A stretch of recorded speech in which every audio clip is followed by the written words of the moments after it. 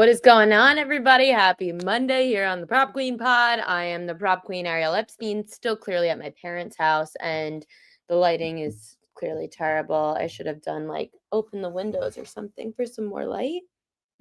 Okay, doesn't really work. Anyway, happy Monday, everyone. I cannot believe in College World Series we just watched something historic happen. Pretty sure, and sorry, now I'm being tagged and stuff. It was a no-hitter. Yeah, no-hitter. I was making sure it wasn't a perfect game. It was a no-hitter. I've been getting a lot done today while I was trying to get on air, which is why this show is going to look chaotic again. I completely forgot Marley's dog food for whatever. It doesn't matter. I had her dog food up until dinner tonight, so I had to run out to PetSmart, get her dog food. Mommy failed by me. She's staring at me right now. Do you guys want to see her? Here's a look at Marley and Bailey. Look at them. They're so damn cute. She's staring at me. Marley is not enjoying the show.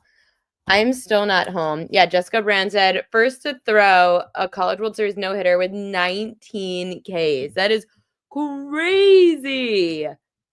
If you're not watching college baseball, you are out of your mind. I love that Sean, Jessica, and Joseph are always in the chat. You guys are all friends now. Just connecting the world. A lot happened in sports over the weekend. Yeah, and by the way, it was Gage Wood for Arkansas that threw that no-hitter. Poor Murray State. Hell of a story, though. Murray State was... So many teams in college baseball don't make it to the College World Series. And here's Murray State. That was just this great little Cinderella story that we didn't get in college basketball. So I'm really glad that for the people that love baseball, we got it in college baseball. Some other things that happened over the weekend. You guys know that we had a huge trade in Major League Baseball with Rafi Devers going over to San Francisco. Thank God. If I had to hear one more thing about the Rafi Devers drama, I was going to I already hate the Red Sox. This just made it so much worse. Sorry, I'm looking at all of these videos right now. Sorry, Jeff Passan tweeted, Arkansas right-hander Gage Wood just threw the first no-hitter in the College World Series since 1960. Wood is projected to be a first-round pick in July's draft, was an eighth inning hit by pitch away from a perfect game with 19 strikeouts, which is why I thought that this was potentially a perfect game. Jessica Brand said, I wish I could have seen Cole's live reaction. Duana Bonner is pregnant. Rest in peace, Indiana Fever forever. Cole is very happy. Love that for you guys. Yeah, Garrett Cole, very happy for Rafi Devers to be out of the American League East. I'm happy to see him out of the American League East. Gosh. And Giancarlo Stanton is making his debut. I mean, what a time in baseball. Okay, so Blockbuster Trade sends Rafi Devers over to the Giants for the Red Sox to get Jordan Hicks, Kyle Harrison, and 2 minor leaguers. The Giants will reportedly cover the remainder of Devers' contract, which runs through 2033, and will pay him more than $250 million. It won't take long. Devers is going to face his former club, the Red Sox, when they travel to San Francisco for 3 games beginning Friday. It would have been so much better if we saw Devers go back to Fenway. That would have been so much more fun. And then we're also going to get some series like the Giants getting the Padres, where you get Xander Bogaerts and you get those two in action together. When I saw a little meme that they wave across from each other. Some futures to look at in the American League East, which is what I thought's also very interesting, because the Red Sox have dropped. I mean, everyone was high on the Red Sox, which is why we should have known that the Red Sox were going to be a bust. As soon as I was a little high on the Red Sox, and then I heard as we got closer to opening day that everyone was high on the Red Sox, I was like, yeah, this is over. The Red Sox are screwed. They look like the Cardinals of a few years ago. A ton of fun a ton of fun veteran players that look good on paper, and then they can't field baseball. How does that happen? Right now, the Yankees are minus 550 to win the AL East. The Rays are at plus 950. The Jays 10-1. The Red Sox 23-1. And the Orioles are at 140-1 to win the division. To make the playoffs, the Red Sox are now at plus 198. I'd rather take a shot at the Orioles at plus 1260 to make the playoffs than the Red Sox. So that's the big deal in the AL East that happened. But then I know Joseph Rodriguez, we've got Ohtani on the mound tonight. I'm going to get through that. We're going to go game by game. I forgot to even tell you who's coming on the show today. Mid-Major Matt is coming on in about 4 minutes to break down the entire Major League Baseball slate for tonight. And then you've got Mark Zinno coming on to break down Major League Baseball and the NBA Finals, which is also happening tonight. I'm going to be going back and forth. I have to get back to the city. I'm still at my parents' place. I had to go to a family event this morning, so I don't get to go back to the city until tonight. But at that rate, I'll see the second half of the NBA Finals, and I'm going to get to see Ohtani pitching. So that's going to be what I'm watching late night. And of course, the Yankees are playing the Angels tonight. But I'm really excited to see some Ohtani action on the mound. He's only going to throw 1 to 2 innings. Some players did really well against him, though. I wrote it in the PropQueen.com newsletter this morning, and I'm going to tell you guys a little bit more later on in the show once we get Mid-Major Matt out. I've got to take a bunch of once Matt's talking, I'm going to take a bunch of snapshots of stuff that I put in the newsletter. I didn't have time to make some graphics, so I feel bad that things don't look as aesthetically pleasing today. Big news, though, did officially get a partnership with Pickett Sports. So for anyone that doesn't know what Pickett Sports is, you guys should definitely make sure to sign up. And I think the promo code's Prop Queen, but I'm going to get an update on that. But you guys should definitely sign up for Pickett Sports. Kelly and I use it. I'm going to be talking a lot more about them throughout the shows, and they're going to be sponsoring the shows.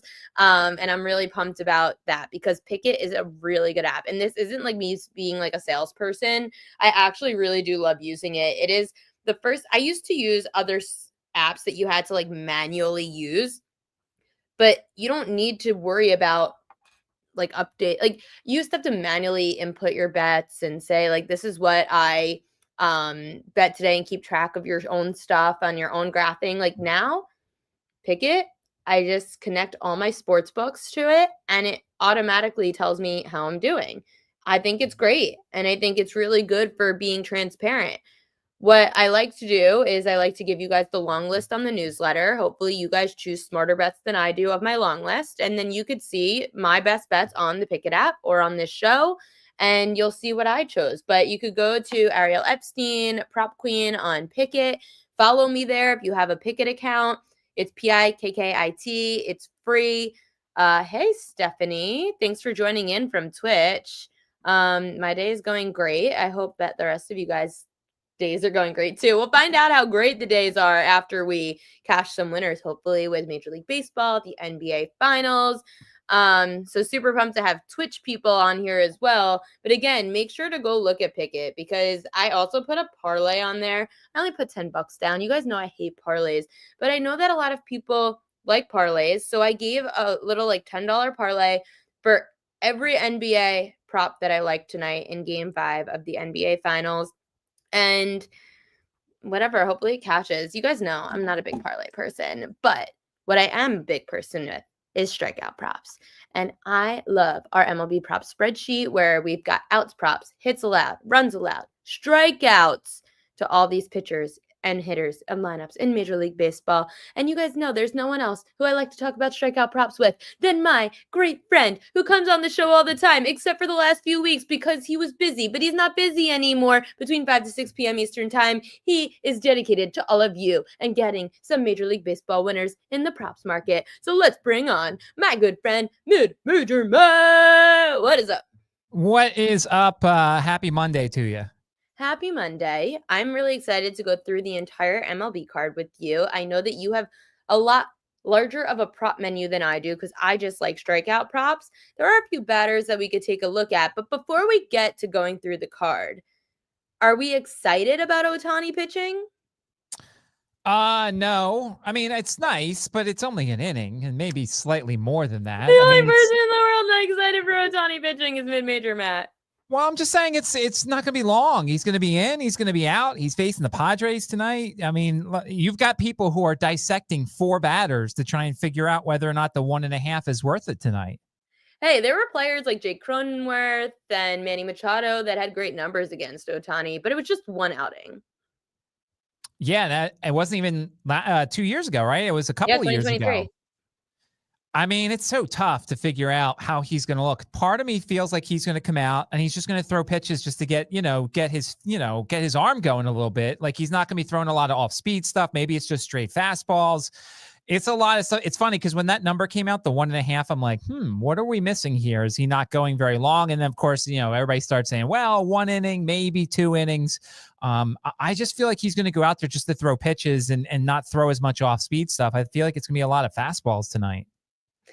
Yeah, wait and see mood on Ohtani stuff. And of course, there are the crazy markets like Ohtani to have one strikeout and hit a home run for plus 250. He does have 3 home runs against Dylan Cease.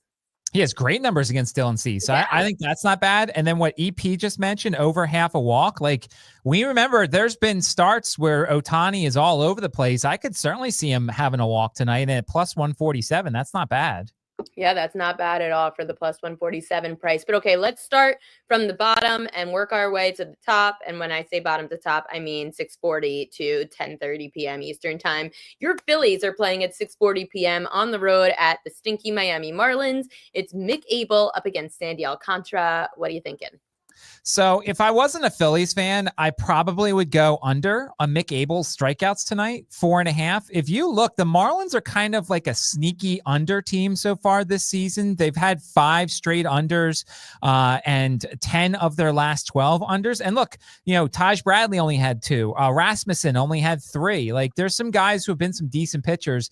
The problem is when you get these new pitchers and they've got really good stuff, like, there's an opportunity for them to get a bunch of strikeouts. And so like I'm trying to manifest Mick Abel having a great start tonight, but I would lean to under 4.5 strikeouts there. And I would definitely lean to under 15.5 outs. The Phillies bullpen is about as fresh as it could possibly be. So I'm guessing they want to get him through 5 innings and then kind of set up Orion Kerkering and Matt Strahm and some of these other guys. So 15.5 is his number. I would lean to his under.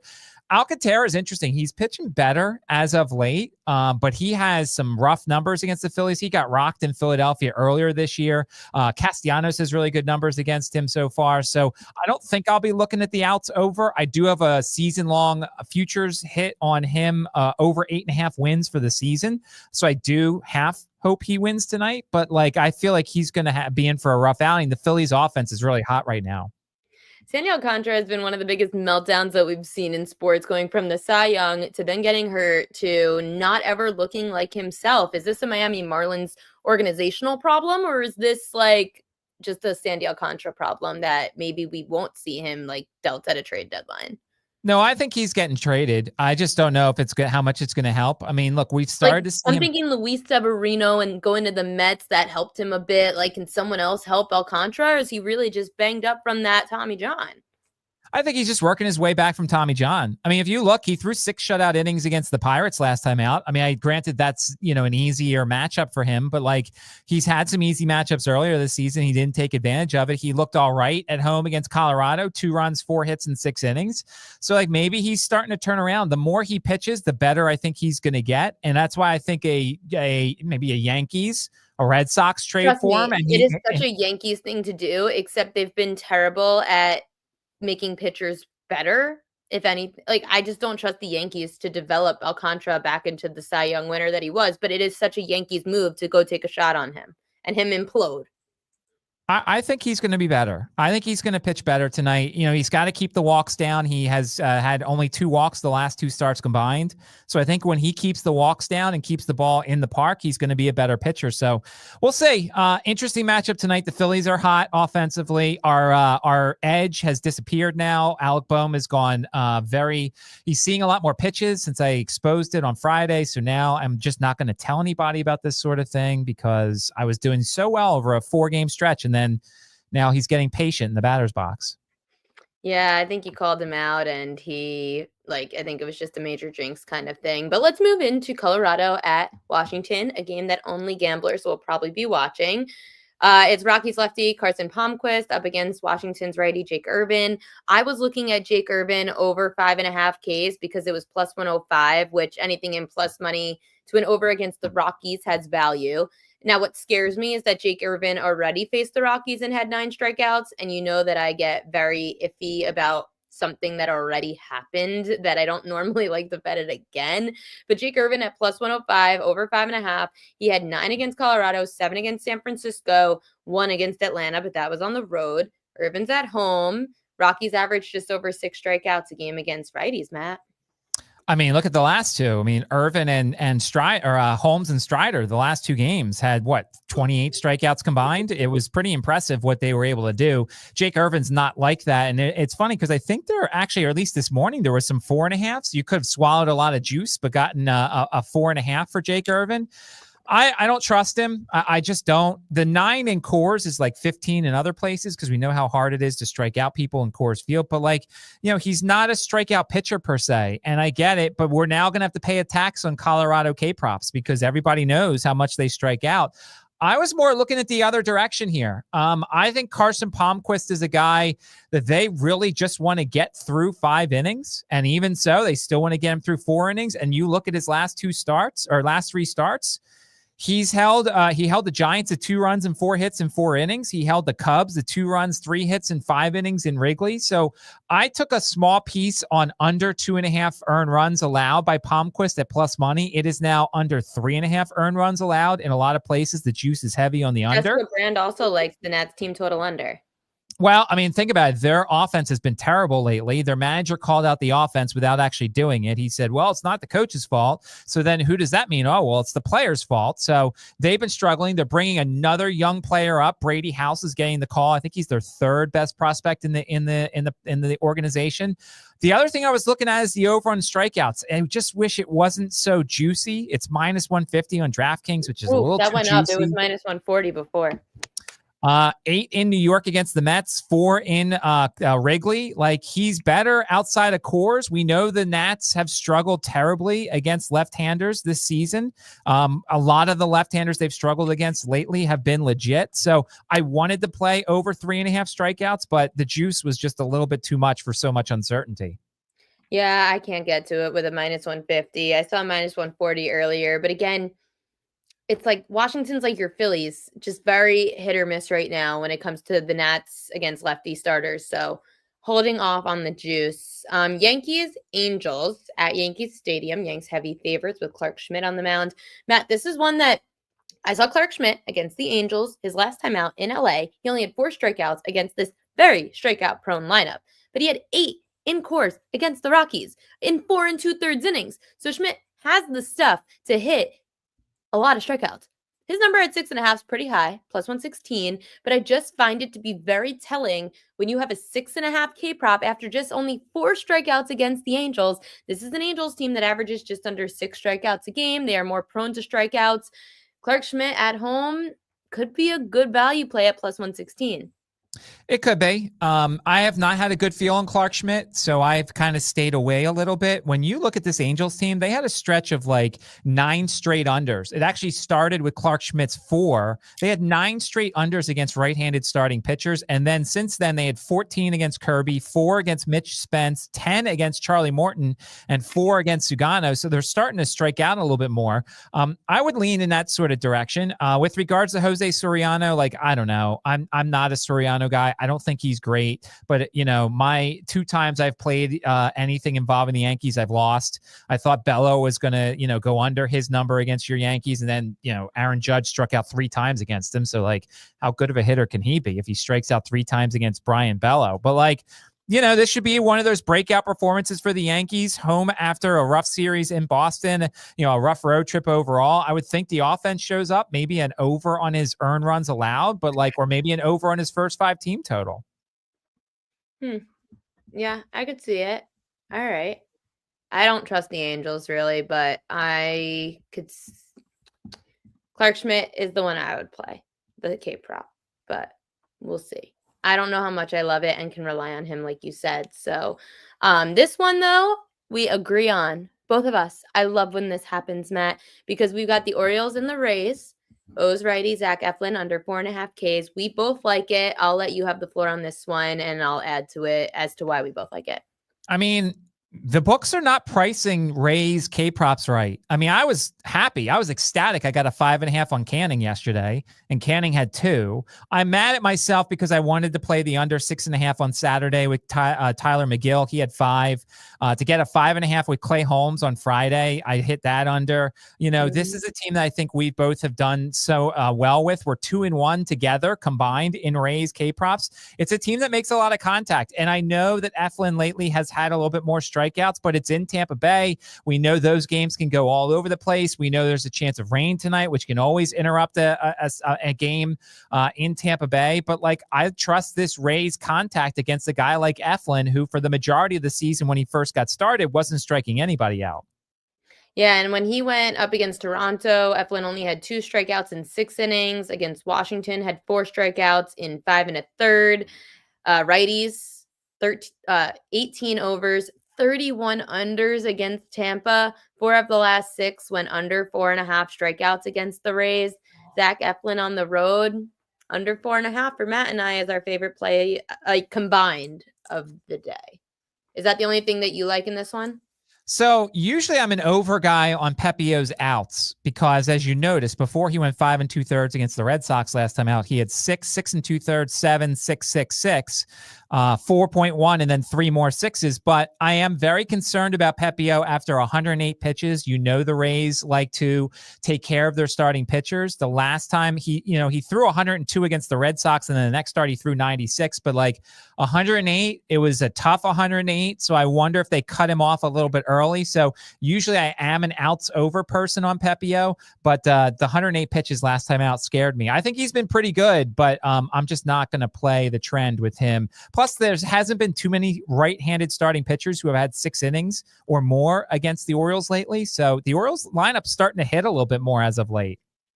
Listen, you and Jessica are on the same page about the under on Pepio outs tonight. So I would probably ride that with you guys. Again, we love looking at these pitchers that come off of 100+ pitches, and someone like Pepio, especially in the Rays organization where they don't like to throw guys that long, he probably is bound to go under. And if it's not this game that he goes under, then he's definitely going under the next game.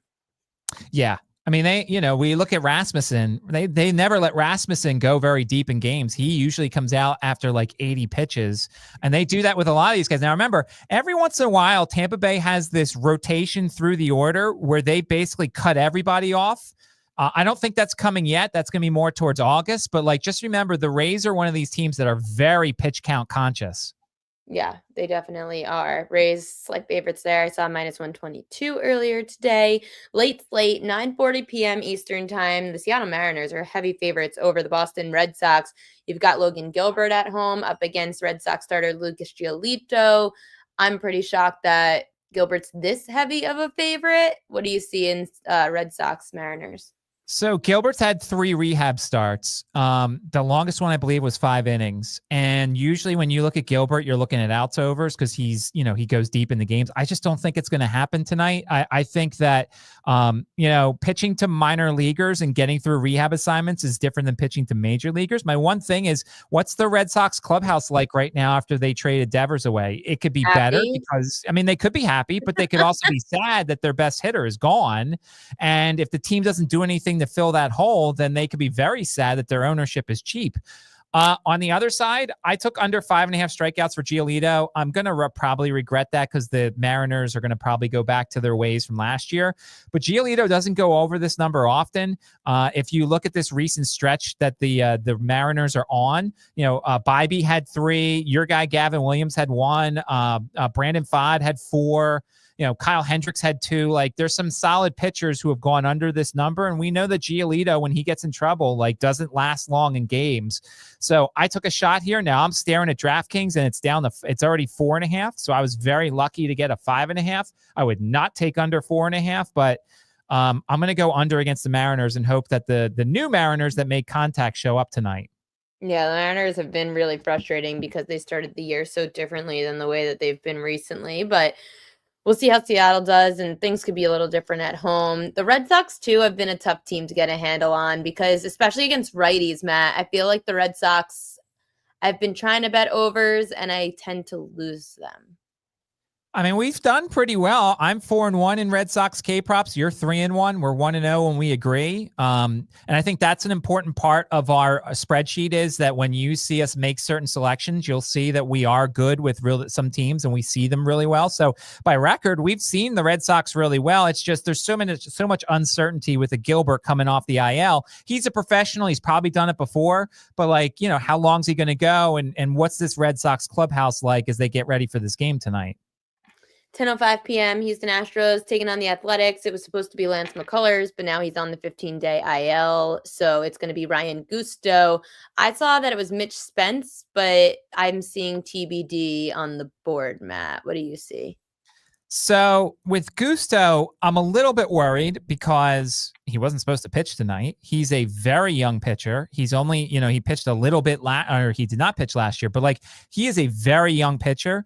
And granted, he's pitching on the road. I mean, remember, Sacramento is a tough place to pitch. So I don't know what we're going to get from him. He could do really well against the Athletics. It's his first time seeing this team, so maybe there's going to be an early adjustment. They struggle early, first time through the lineup, but I'm just scared of backing him in any sort of way because of the fact that he wasn't supposed to go tonight. And so how these pitchers are creatures of habit. They do certain things, and then they have a certain structure, and now it gets kind of thrown off because he's pitching tonight.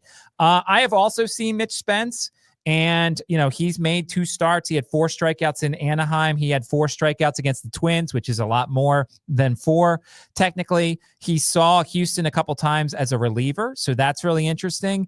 The thing I always kind of look at is the outs over, but the books priced him at 14.5. I'm looking at DraftKings. It's 14.5 and it's minus 195.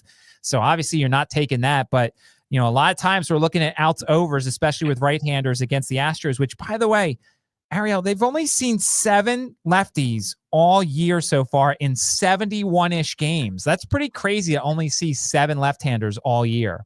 Wow, that's weird. And that's why I've been saying to you, too, that sometimes I feel like we haven't seen enough lefty matchups that I'm almost concerned that our strikeout prop spreadsheet numbers are a tad off because there's a lot of strikeouts right now against lefties, but relatively small sample size compared to righties, which obviously makes sense. I'll be interested to see, in theory, because I like to type out projections for the rest of the week. Jacob Lopez is pitching in Sacramento against the Astros on Thursday. I'll be interested to see what his number is. They've chronically underpriced Jacob Lopez. I mean, the 3.5 that he had against Kansas City was a joke. I think the start before it was 3.5 against the Orioles. I'll be interested to see what his number is against an Astros team that has barely seen lefties because I might look at the over once again for Lopez if it's 3.5 on Thursday. Last game of the night before I let you go, the big game of the night, Matt, and I don't know why I just clicked that button. I did not mean, nope, damn it. I messed this up. Okay, we're back. I'm trying to do too much at the same time. Last game of the night, big game, Dodgers-Padres, games in LA. Dylan Cease on the mound and Shohei Ohtani opening for the Dodgers. That's how I'll phrase it, 1 to 2 innings max probably. I'm looking at Dylan Cease. Now, it's probably not bettable at this point because I saw minus 155 at BetMGM is the best price. But Dylan Cease, I saw under 6.5 Ks, grabbed minus 140. Back-to-back starts, just went over in the last game against the Dodgers. It's like in the NBA. If something happens in game 1 and you're in a back-to-back against the same team, it likely isn't going to happen again in game 2. Not only should it not happen, it shouldn't have happened in game 1. The last time that Cease pitched was against the Dodgers. He had 11. He didn't have over 6.5 strikeouts in any of the games against the Dodgers last year, and that was through 4 starts. Dodgers averaged just over 4 Ks a game. Righties are slightly to the under against LA. Dylan Cease should not be going over this again, Matt. You're probably right. The juice reflects that at minus 160 on DraftKings. So that reflects it. And I would agree with you because, you look at that last start, he had 5 walks. And there's, as you mentioned, there's so many Dodgers who have very good numbers against Cease. You would think that some of them will start hit to their baseball card. You look at Shohei, who's got 3 home runs against them. Conforto's got good numbers. Freddie Freeman's got good numbers. Some of these other guys have decent numbers against them. So you would think the second time around, they'd be able to get to him. He had 3 in Pittsburgh. He had 6 in Houston. He had 4 in Sacramento. I would lean under. The juice is too much. I'm not that confident enough to take the under here, but in theory, yes, you're right that the same thing shouldn't happen again. That's why if you look at the newsletter and you get the premium subscription, you would know that I liked the under 6.5 Ks today, and it was -140, which was bettable. That's good. Then that's exactly the reason why people get the newsletter. His outs is 16.5. Which is interesting because you look at his last couple of road starts, 5 innings in San Fran, 5 innings in Atlanta, 4 in Pittsburgh, 5 in Houston, 4 in Sacramento. I mean, he's not going deep in a lot of games. He did go 7 in Toronto and 6 2/3 in New York against the Yankees, but like that could also be a decent place to look as the outs under because you would think the Dodgers are going to hit him better this time around. So are you just staying away from Ohtani today? Yeah. I actually might sprinkle on his walks over. I might because I think, I feel like there's a chance it's plus 125 on DraftKings. I know somebody in the chat says plus 140 elsewhere. I mean, there's some value there. We know, look, Ohtani is so funny because he has these starts where he has like 15 strikeouts and every pitch is in the strike zone. And then there's other starts where he has 15 walks and nothing's in the strike zone. So it's almost one of those things where you want to see what the first batter does and what he looks like. But if he's wild, there's certainly a chance he could walk somebody tonight. Yeah, we'll see if through 1 or 2 innings how Ohtani looks. And we know that it's going to be probably at least another 2 starts until we can start to really see how Ohtani props are going to look. But at least with someone like Ohtani, we know we're getting action somewhere. And he's going to lead off tonight and he's going to start. Mid-major, Matt, anything else you want to get to before I let you go? No, excited to see what he's got tonight. Excited to see what's going on, and excited to see another Mick Abel start for the Phillies to see what he does in Miami against a decent to poor Marlins lineup tonight. But yeah, looking forward to tonight's small slate and a full slate of games tomorrow. Mick Abel, it fits the exact category of pitchers that Mid-Major Matt loves to look for. Mid-Major Matt, thank you so much, and I will see you later this week. Sounds good. Thank you.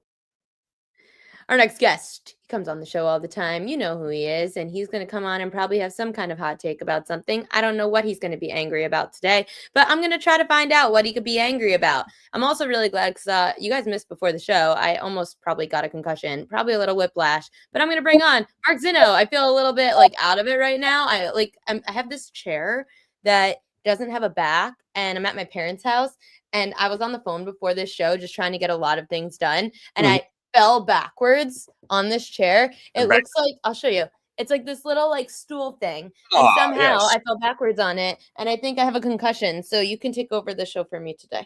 Okay. What am I angry about? I'm not angry. I don't know. I feel like you could get angry about something. You want to know what I'm angry about? The only thing worse than my baseball as of late is the Yankees base running. And there's only one person to blame for that. So we can digress from that. Nonetheless, what a miserable series that was over the weekend. Oh, it was horrible, which is like so not surprising that the Yankees just make you look like you're an idiot for being a fan of them when they can't score against the freaking Red Sox. But yet you're a glutton for punishment and you still like something in the Yankees game tonight. What is it? I do. First 5 under 4.5. Look, Jose Soriano he's got a lower ERA on the road. He's been better on the road than he has been at home this year. A lower OBA. He hasn't given up any home runs. And even though Giancarlo Stanton's coming back tonight, like, it's still Aaron Judge and 8 jabronis. And Aaron Judge didn't hit the ball all weekend long. Now, that doesn't prohibit him from breaking out tonight and hitting the ball. But this is not a Yankees lineup that's clicking right now in any size, way, shape, or form. Soriano's good enough. I like Clark Schmidt at home better than I do on the road, obviously. He's kind of starting to round into form a little bit. I know it took him a bunch of starts to really kind of get comfortable, but he's pitched shutouts in 2 of his last 3 starts, including against the Angels back in Anaheim back at the end of May. So I think this is a good spot here against an Angels lineup that can be schizophrenic, right? Like, who knows when that lineup is going to have a big game or when it's not. But again, Schmidt's got a 218 OBA at home. He's only given up 2 home runs at home this year in 5 starts compared to 4 on the road. So I think we go first 5 under here with the Yankees and Angels tonight. And I will say this much to Mid-Major Matt. I doubt if he's still listening. That Marlins-Phillies line is stinky to all high hell. Even when it came up this morning. And by the way, Circa just flipped Miami to a favorite, in case you were wondering. Ooh, that's nuts. Yeah. When that thing, like originally last night I saw that Philly minus 130. I'm like, ooh, that's I don't. That was stinky. Yeah. And then this morning I got up. It was -110. I'm like, nope, staying away. Staying away. Not even. Yeah, that's great. That's a fishy line. Philly's -112 right now on FanDuel. It was -130 yesterday. Sandy Alcantara again has been pitching well of late, so maybe he's now realizing, hey, if I pitch really well for the next couple of weeks, I could build up my stock and get traded away from this terrible organization. Yeah, I think Kyle Freeland's doing the same thing in Colorado, by the way. He's just trying to get the hell out of there. Well, it's bad for Kyle Freeland because his poor career numbers are destroyed by pitching at Coors. Right. When he's on the road, he's definitely backable. And like, honestly, instead of the Yankees trotting out Will Warren, I'd rather them trade for Kyle Freeland and throw him out there every fifth day. I don't know about that. Will Warren's terrible.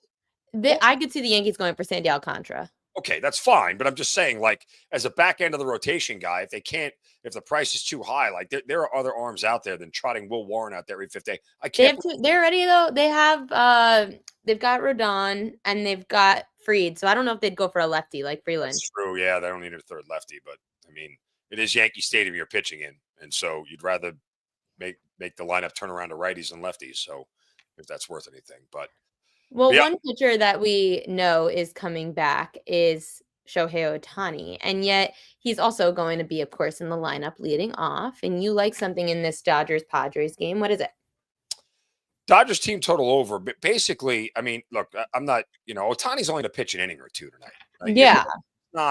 There's not anything backable from the Dodgers defensive side because it's just a question mark. I mean, their bullpen's good, but I'm not sitting here trying to play bullpen roulette and figure out who's going to do the last 7 innings of this game and how it's going to go. It just seems like it's too much variance that I can get involved in.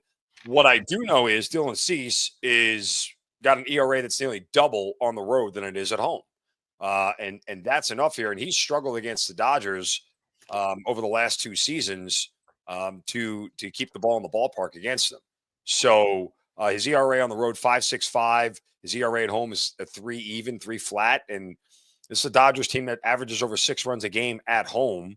It was just a crazy series that the Padres are part of with the D-backs, right? Over the last weekend, they had 5 runs in the ninth at the bottom of the ninth that they stole a win from San Diego, which bothers me because I had the Padres team total over wins at 86, and I don't like them losing games like that.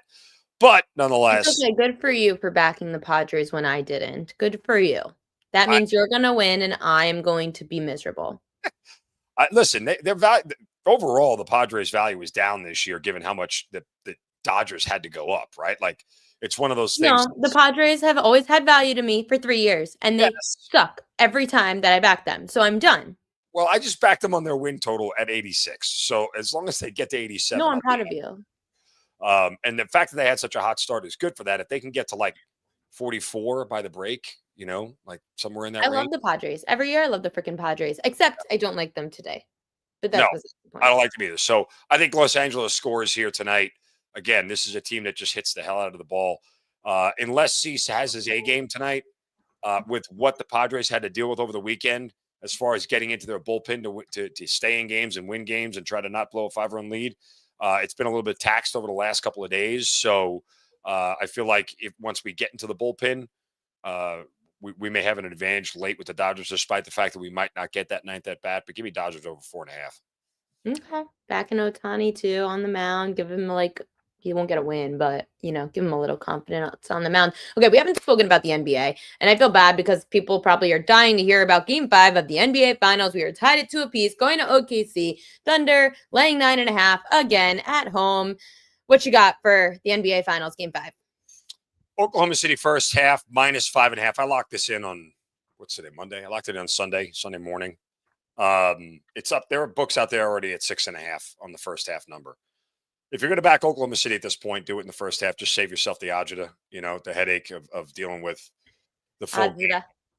Look, I have to keep going back to this, and people keep asking me about this series. I'm not going to get away from the numbers that are staring me in the face and sit there and go, well, I got a gut feeling on Indiana. Like, okay, yes, sometimes I go on gut feelings, but if you're asking me to make a calculated wager here, I'm not going away from the overwhelming numbers that tell me Oklahoma City is a far better team than Indiana.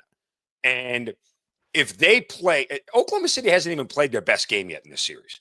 They haven't even come close to playing their best game. Yeah, I would agree with that. they're going to bury this Indiana team, and I think it's coming tonight. Like, this is the moment where you excuse my French, you grab this series by the balls and just go, this is ours, right? Like, that's really what this is. This is the moment. If OKC can't do this tonight in a swing game 5, yeah, I think they're in danger of losing this thing, despite being the better team. They start fast. They're the highest scoring team in the first half. You know, the best defensive stretches they've had, other than the fourth quarter in game 4 when they won the game, have been in the first half against Indiana, who, for whatever reason, when they're not at home, starts very slow on the road. Again, I think I would play this to 6. The 6.5, I'd buy the half point. It makes me just nervous when I get into that third possession realm. You just start to get to a sheer thing of, once we start getting time strapped at the end of the second quarter, we're going to start dribbling the ball a lot more. Things are going to slow down pretty quickly, and that extra possession might not come. So, but again, I think Oklahoma City was up by 12 at half in game 1. I think they were up by 8 or 9 in game 2, whatever it was. It was a big number. This way, you don't have to worry about if they decide to crap the bed in the second half. You could just go to sleep and not worry about it. So, give me Oklahoma City minus 5.5 or 6. Is where. Here's why we can't go to sleep, though, because we both agree, which I actually didn't even give this play out in the newsletter because I wasn't sure if I could sell myself on this, but I like that you like it as well. Alex Caruso over 10.5 points.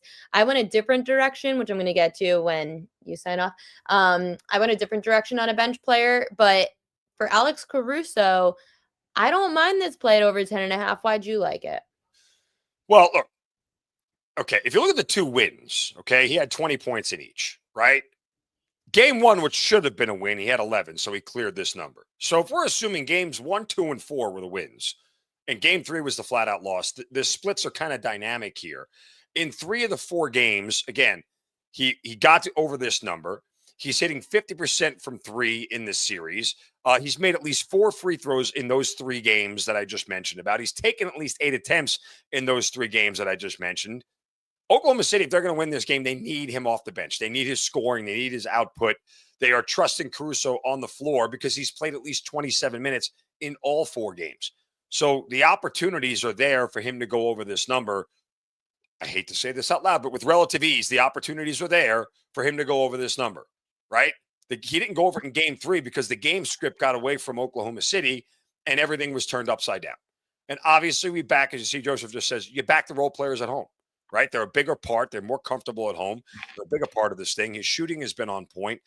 He's taken minutes away from other bench players at this point because he's such a net positive for Oklahoma City. So we have the opportunity. We got the track record, you know, the backing here. And the fact that he scored 20 in their 2 wins tells me that they know they need him on the floor offensively to continue to contribute to this team. So at 10.5, that's kind of where it's been the entire series, Ariel. They haven't moved it. You know, it's been sitting at 10.5 or 11.5 in this. Him and Obi Toppin. Yeah. So odds makers are still having some questions on it. I don't. I think this is the one bench player that I really trust for Oklahoma City tonight. And again, the fact that he's hitting threes is huge because, again, he's going to need to make 1 or 2 of them to really make sure he clears this number if he's only going to make 5 or 6 shots in the entire game. So we go over 10.5 here with Caruso. Yeah, I like it. I was trying to figure out how to talk myself into it, actually betting it. Again, on the newsletter, I always give out like all my long list and my leans, but I really was thinking about Caruso. My only fear was he just had a big game 4, correct? Yeah, he had 20 plus. So I always get fearful with bench players backing the same thing that just happened in the last game, except he's at home. So now that's a bigger difference that he's going back home. So I did the same. I made the mistake. I played TJ McConnell in game 3 as over points prop at 6.5, and he cleared it pretty easily. In game 4, odds makers moved his point prop to 7.5, and then they moved his points and assist prop from 10.5 to 11.5. And I said, okay, well, let me go ahead and take the points and assists just so I have some extra outs on a viability standpoint. And then McConnell goes 8 points and 1 assist in the first half of the game and has 1 assist the rest of the way. And I played the points and assists and didn't just take the points and go over. I try not to. When you get in a player prop world, sometimes you tend to overthink things. I do. I'm a classic overthinker when it comes to player props because I just try to. Which is why I'm trying not to overthink a play like SGA tonight. Like SGA, I know 34 and a half is high, but we haven't moved it. And I faded SGA on the road in game 3 because it was a bad spot. And why the hell are we not?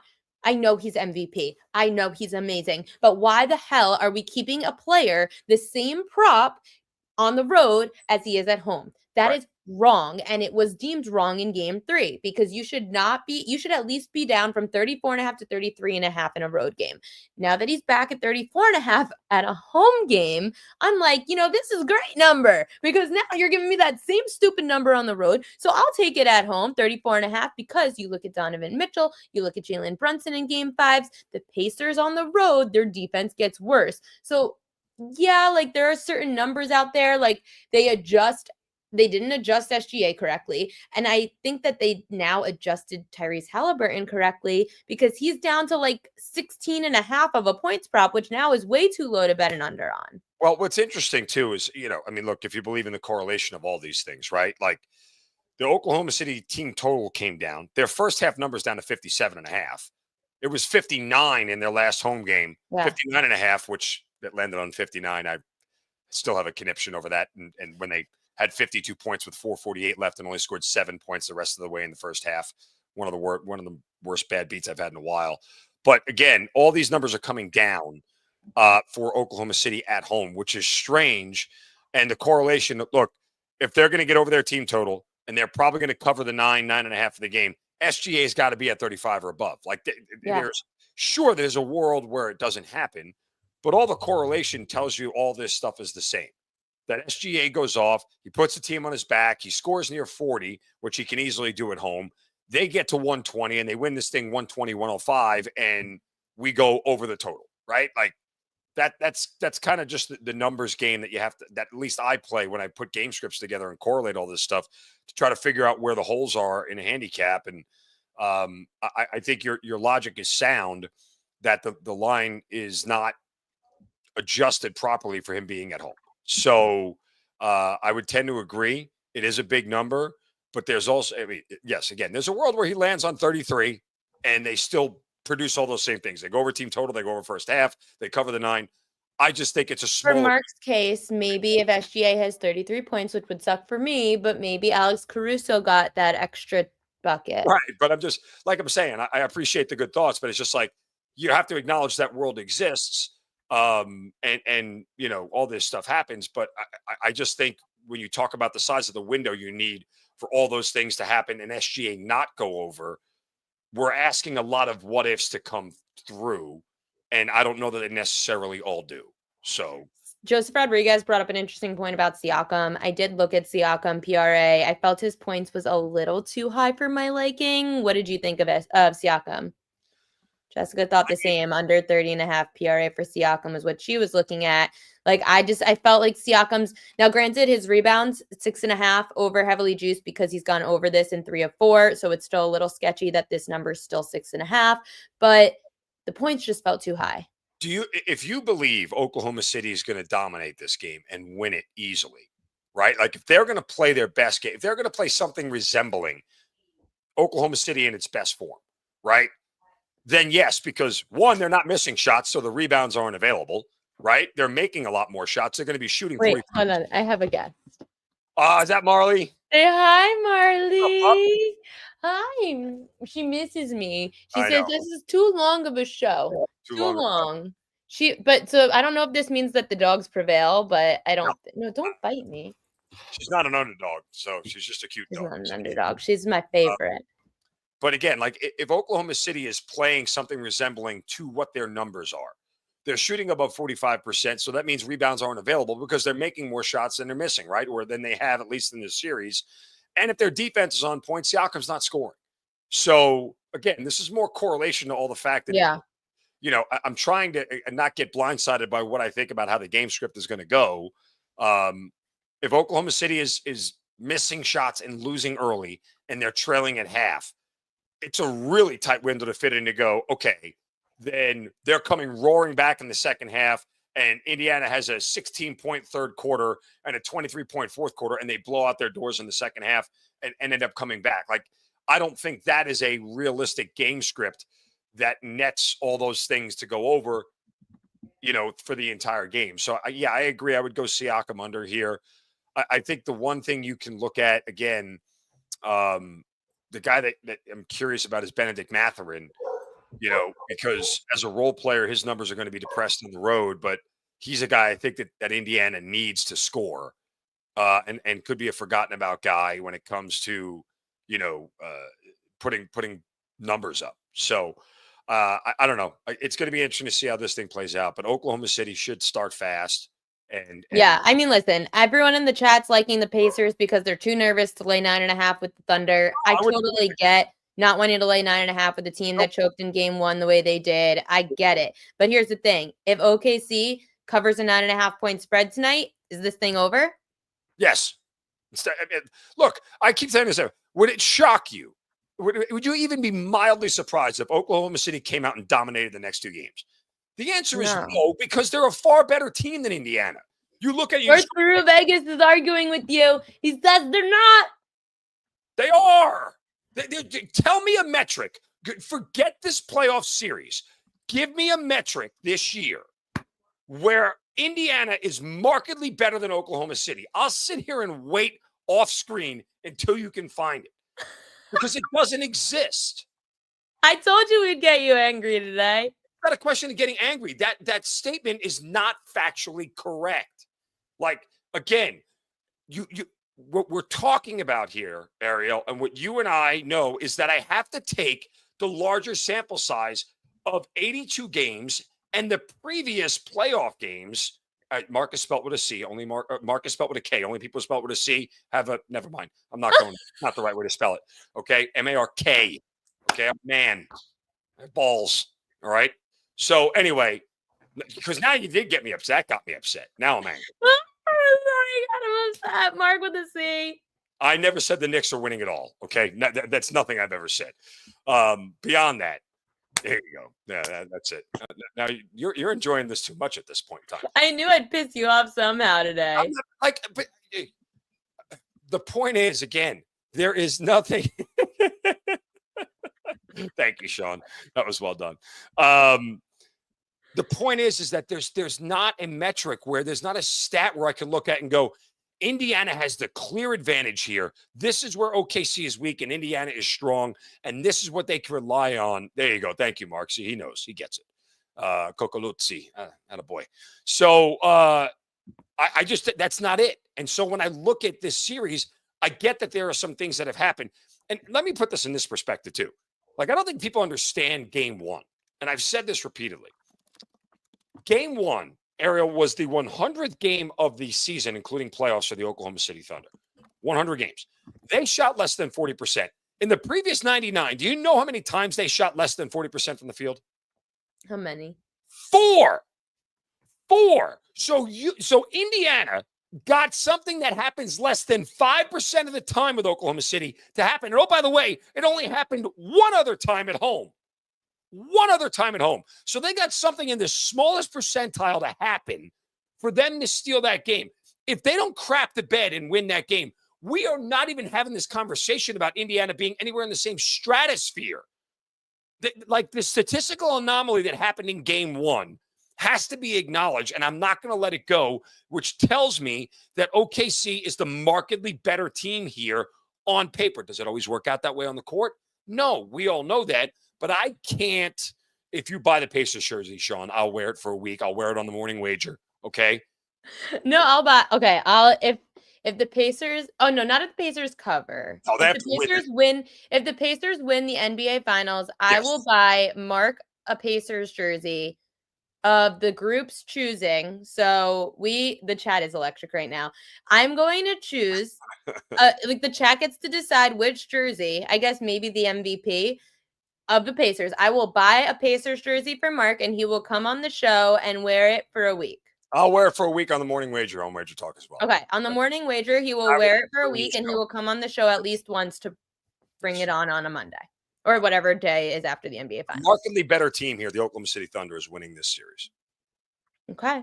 So I've got to let Mark go so I could get to the prop queen edges of the day. But the chat and Mark, you guys are absolutely electric today. And I am so pumped because Now I'm just, if the Pacers win, I have a reason to be excited because I want OKC to win, but if the Pacers win, now I have a reason to be happy about it. So Mark Zinno, thank you as always for bringing us all the fire. We love it. Good luck to your bets tonight. If you missed any of Mark's props, you can rewind and watch this on YouTube. But Mark, good luck. I'll speak to you soon. Got it. Thanks. I love it. I always know I could get Mark pissed off in some way. He always comes on a little bit angry about something. And to the chat, thank you all for finding out what makes him angry. And it's by calling him Mark with a C. Unreal. Anyway, I put it in the chat. I know that Shawn Michael was going to sign up, but you guys, I have to get the logo for Pickett. It's going to be a sponsor, though, of the show now. So first show sponsor, Pickett Sports. Super pumped about it. Pikkit. You could check it out. I actually, I'm going to put this in the chat as well. So you can find my page over at Pickett. I have the page, so I'll show you what it looks like. Use referral code PropQueen. You know how to spell me. PROPQUEEN. Prop Queen. When you sign up to the Pickett app on the referral code, I'm going to show you what my main page looks like. Pickett Sports. So this is what I look like at Pickett Sports at Ariel Epstein, the Prop Queen. It's where I track all of my bets. I have a parlay for the NBA Finals on there. Again, only put $10 on it, but you can check it out there. Please go support Pickett. Because they supported me and you guys support me. So it really means a lot. It's free to just sign up. And I'm telling you guys, if you're just joining now, download the Pickett app, Pikkit. You could download the Pickett app. All you do is you sync your sports books to it. It's free. You sync your sports books to it and it tracks everything for you. And it puts it all into like different categories.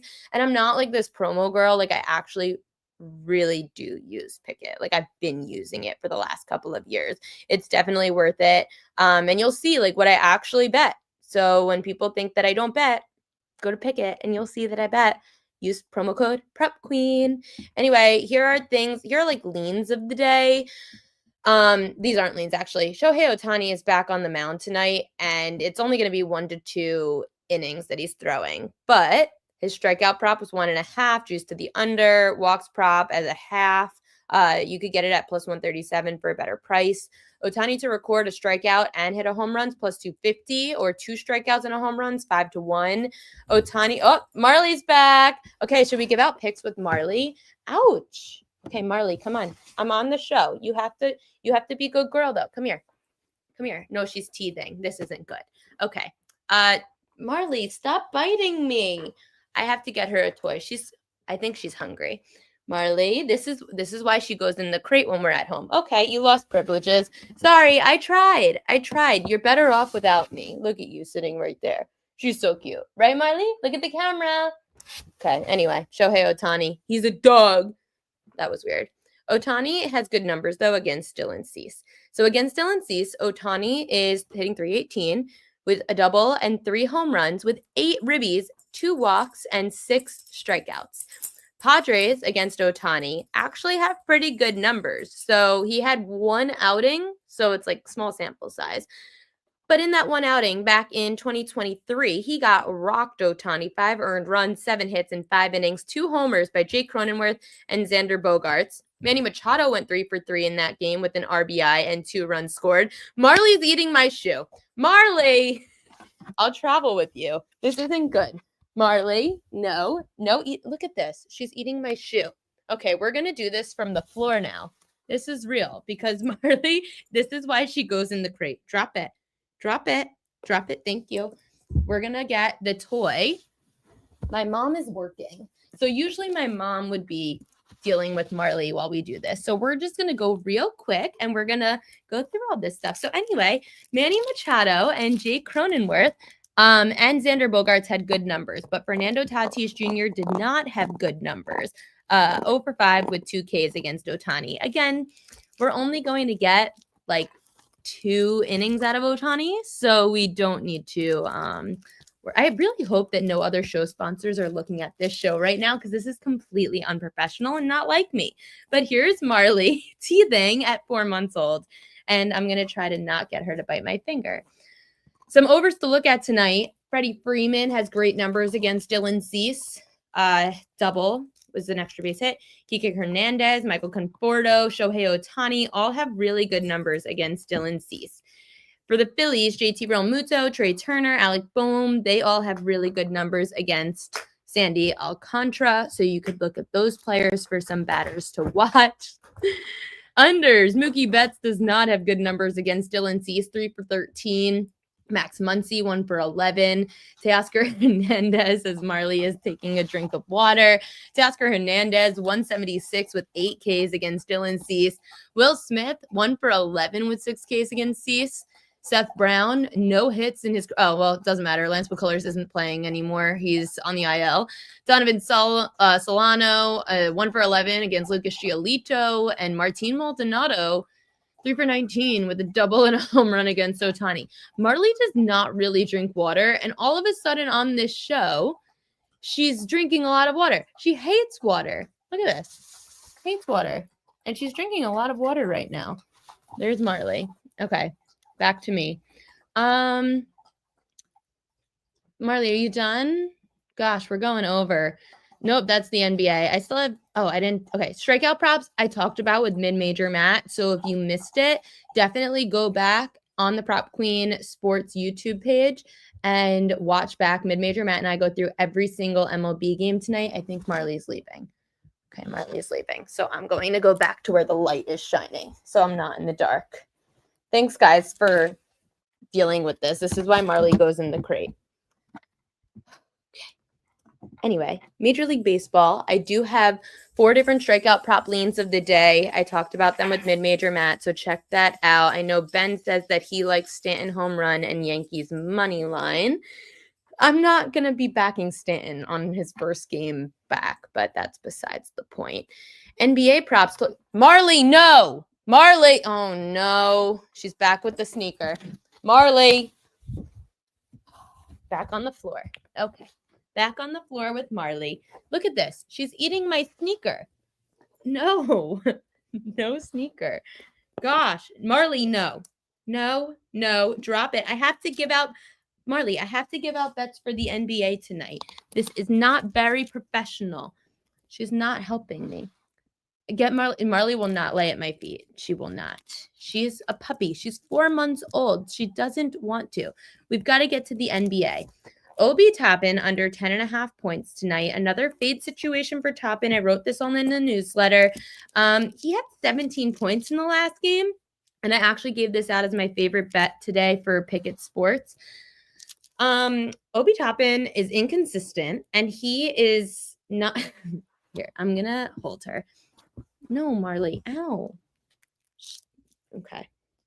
Obi Toppin's an inconsistent player, and I'm going back over to where the light is because I'm over her. If she eats my shoe, I guess I just will be without a Steve Madden sneaker, and someone can get me a new Steve Madden white sneaker. No, okay. Toppin played in 20 playoff games. He's gone under it in 14 of them. On the road, Toppin's gone under 10.5 points in 7 of 10 games. She's eating my shoe again. And then Siakam over 6.5 rebounds. It's a trend to keep in mind because Miles Turner sucks. But I don't know if I could really bet this again because it's been hitting. I'm sorry. I really can't lose my Steve Madden sneakers. It's a trend that's been hitting. And I just wanted to make it known that Pascal Siakam over 6.5 rebounds has been hitting. But I don't know if I can really back the trend again. No, this is why she's going in the crate. The other 2 props, Lou Dort, 3 or more made threes. So at plus 160, I do think that there's value on Lou Dort because look at his 2 games. People are going to claim like dog abuse. Ow. Oh, go. Thank God. Okay, Dad's home. He's going to save the day. Door's closed now. Sorry, guys. I promise this won't happen. I go back to the city today, and I don't need to worry about this. Okay, Lou Dort, 3 or more made threes at plus 160. Dort's coming off of a bad game in Indiana. And look at his games, game 5s. Dort back home after being on the road. Against Denver, 4 of 8 from 3, 12 points. Against Minnesota, 4 of 10 from 3, 12 points. I know that it's a little fishy because the points prop is 8.5, which used to the under. But this is where we find value, is when you find players that are inconsistent like Lou Dort, and I trust him from outside. So I would take Lou Dort, 3 or more made threes at plus 160 if you want a good value play. And I've mentioned this already with SGA, over 34.5 points. I can't fade him at home. And look at the numbers. Donovan Mitchell, 35 points. Jalen Brunson, 32 points. And SGA, arguably, as the MVP, is better than both of them. And SGA, although he only had 34 and 31 in game 5s against Denver and Minnesota, those defenses were much better than the Indiana Pacers, especially on the road. So those are the 4 NBA props that I would be looking at. And then, propaganda, whatever. Propaganda. NBA propaganda tonight. So these are the most bet on props according to BetMGM. SGA first field goal, who cares? SGA under 34.5 points. Lou Dort under 3.5 rebounds. Weird. Jalen Williams under 5.5 rebounds. And Siakam under 19.5 points. So for the people that like Siakam PRA, I don't hate it. I was looking at it, but I am very nervous about it because I did think that the points prop was a bit too high based on his previous numbers. However, the public's on Siakam under points, so maybe the public is right. I guess it's time for Royal Locks. Royal Locks of the day, I'm going with Obi Toppin under 10.5 points. He is inconsistent when under it in 14 of 20 playoff games, including 7 of 10 on the road. Coming off of a big home game with 17 points, this number with Toppin's been about the same at 10.5 throughout this series. I don't see him having another big game twice in a row. Nonetheless, back on the road, going to take the under on Toppin tonight. And then I'm going like mid-major. Matt and I both agreed on Zach Eflin under 4.5 Ks for the Orioles up against the Rays. He's gone under Eflin in both starts against low K rate lineups, under 4.5 Ks. He had 2 against Toronto in 6 innings, 4 against Washington in 5 1/3. The Rays, 31 unders and just 18 overs against them this season. So Eflin under Ks and Toppin under 10.5 points. So for people that don't think I bet unders, I do. Thank you everyone for tuning in. Thank you everyone for tolerating the Marley stuff. Again, I feel terrible she has to be in the crate, but you just saw exactly why she has to stay in the crate when I'm back in the city. And we just have to deal with her crying because she can't do it. She can't be out and about. My mom did not do a great job in limiting Marley's, it was stressful. I'm out of breath. I need a glass of wine, and I'm going to go watch some sports. The Yankees play in just a little bit. We've got a huge late slate. I mean, we've got basketball tonight for the NBA Finals. We've got Ohtani back on the mound. You've got to watch the first couple of innings to see how he looks. We gave out plays for Major League Baseball and NBA for the last hour and 10 minutes, so I hope you guys got some winners. You could definitely check out the propqueen.com newsletter. Subscribe as a premium subscriber. You get all this stuff before noon Eastern. Please also, guys, 1,600 of you are watching.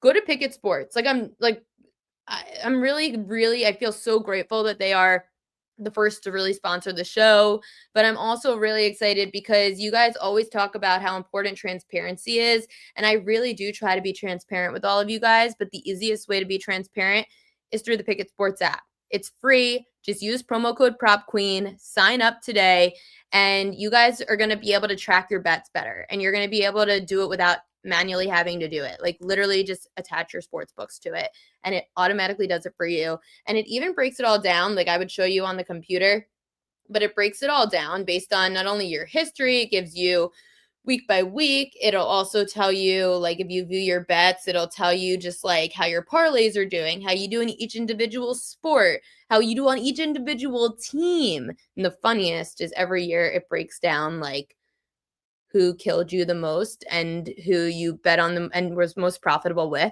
Guys, the team that killed me the most last year was the freaking Yankees. So guess who doesn't bet the Yankees anymore? Me. Anyway, guys, we'll be back tomorrow, 5 to 6 p.m. Eastern time here on the Prop Queen Pod. Make sure to follow along at all Prop Queen Sports platforms. And of course, follow along at Picket Sports at Prop Queen promo code. Good luck to your bets.